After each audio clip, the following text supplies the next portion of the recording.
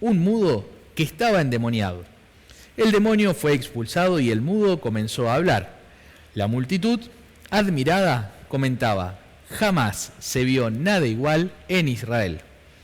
Pero los fariseos decían: él expulsa a los demonios por obra del príncipe de los demonios. Jesús recorría todas las ciudades y los pueblos enseñando en las sinagogas, proclamando la buena noticia del reino y sanando todas las enfermedades y dolencias. Al ver a la multitud, tuvo compasión, porque estaban fatigados y abatidos, como ovejas que no tienen pastor. Entonces dijo a sus discípulos: la cosecha es abundante, pero los trabajadores son pocos. Rueguen al dueño de los sembrados que envíe trabajadores para la cosecha. Palabra del Señor. Señor Jesús.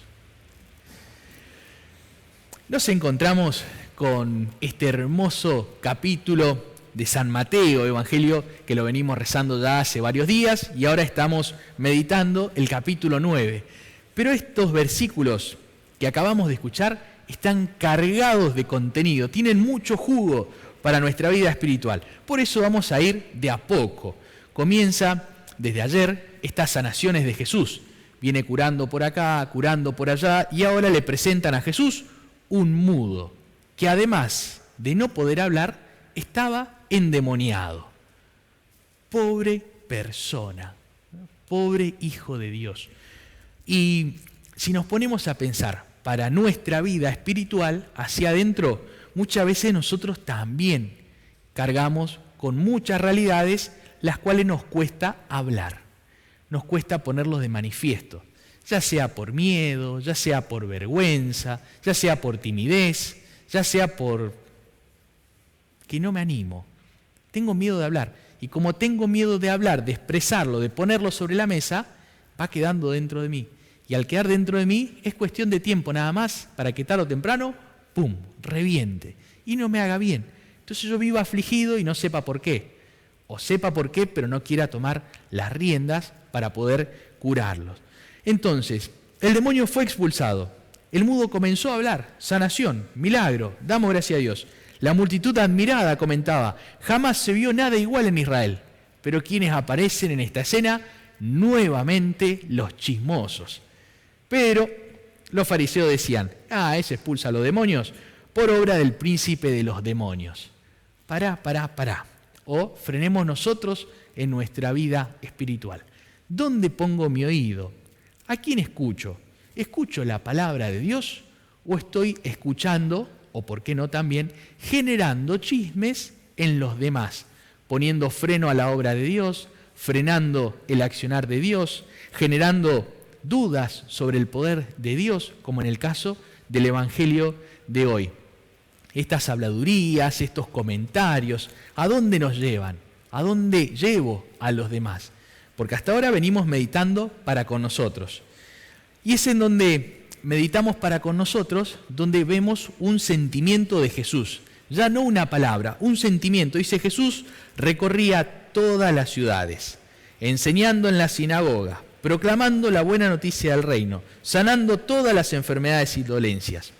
Y al ver a la multitud, y ahí nos ponemos nosotros, al mirarnos, luego de venir caminando, recorriendo, enseñando, sanando, proclamando la buena noticia, mira, y nos mira una vez más a cada uno de nosotros. Y dice lo siguiente: tuvo compasión.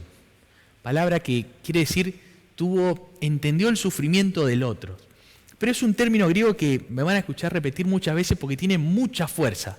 Splagizomai, es decir, se le revolvieron las entrañas. Recuerdan que ya hemos meditado esta palabra tan fuerte en la vida de Jesús que no aparece muchas veces, o sea, aparece muchas veces, pero no en todas las ocasiones haciendo referencia en Jesús. Como se le dieron un vuelo. ¿Vieron cuando vemos algo que realmente nos repugna, algo que me duele el corazón? En este caso, se le revuelven las entrañas, tuvo compasión, lo miró, lo amó. Dice lo siguiente: al ver a la multitud, porque estaban fatigados y abatidos, cansados, agotados, quizás por no poder hablar, divididos interiormente, enojados.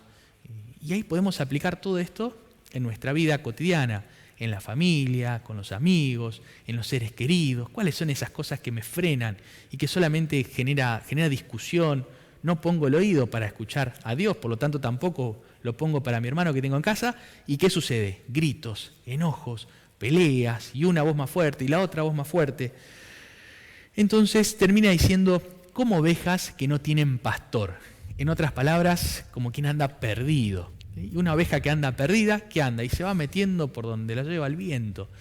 Busca alimento y no lo encuentra, busca seguridad, no la tiene y va perdida hasta que tarde o temprano alguien la encuentra, la agarra y vaya a saber qué puede hacer con ella. Entonces, ¿cómo estoy yo rumbeando en mi vida espiritual? ¿Lo tengo al Señor como buen pastor? Y ahí termina el Evangelio de hoy con esta hermosa frase de Jesús. Miren, la cosecha es abundante, pero los trabajadores son pocos. Rueguen al dueño de los sembrados que envíe trabajadores para la cosecha. Vemos cómo Jesús confía esta hermosa misión de guiar a las ovejas que están abatidas, que están cansadas, que están agobiadas, que están perdidas, que están enfermas, que llevan esas dolencias interiores, que confía a los sacerdotes. Pero le da a ustedes ahora una hermosa misión. Rueguen. En casa, cuando hago la oración, en la parroquia, cuando me acerco a la adoración, cuando tengo el rosario en las manos, encomiendo al sacerdote, le confieso, es decir, dejo de lado esta realidad de ser mudo en la vida espiritual para confesar mis pecados sin ningún tipo de miedo, sin ningún tipo de timidez, sin ningún tipo de prejuicio. ¿Cómo veo a los sacerdotes? Y es verdad que van a haber testimonios muy santos y es verdad que van a haber testimonios no tan buenos. ¿Qué hago ante esta realidad? ¿Soy como estos chismosos que lo único que hago es defenestrarlos? ¿O más bien lo pongo en oración? Rezo para que éste sea más santo y rezo para que él se contagie de la santidad. No solo de ser una persona buena, sino de ser santo, de ser una persona de oración. Porque esa persona de oración es lo que contagia al estar en contacto con el Señor. ¿Por qué rezo por este sacerdote? O cualquiera de los dos. ¿Rezo porque es chistoso, porque es alegre? No, rezo porque es santo. Y además puede que sea chistoso, puede que sea alegre y bienvenido sea. Pero primero de todo, la santidad.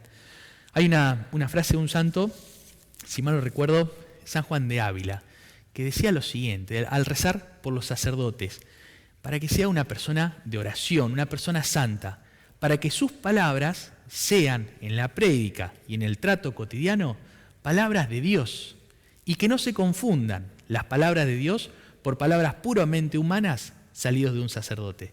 ¿Se entiende? Vamos a pedir entonces a Dios esa gracia, de manera especial por cada uno de nosotros para reconocer en qué estado del alma me encuentro ahora. Y también por los sacerdotes. La cosecha es abundante, pero los trabajadores son pocos.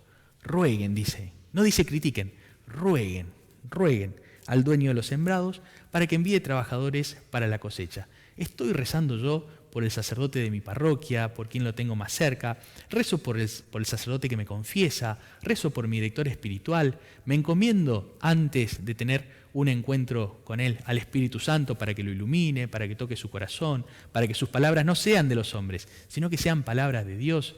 Rezo por cada uno de los consagrados para que puedan llevar adelante esta misión, para ser buenos pastores. Bueno, vamos a pedirle esa gracia a Dios en esta semana que comenzamos. También hagamos ese hermoso compromiso, asumamos esta tarea que nos deja el Señor en el Evangelio de hoy, de orar, de rezar por los sacerdotes, de rezar porque la cosecha es abundante, pero los trabajadores son pocos. Rueguen entonces al dueño de los sembrados para que envíe trabajadores para la cosecha. Que la Virgen María nos acompañe. Ave María Purísima.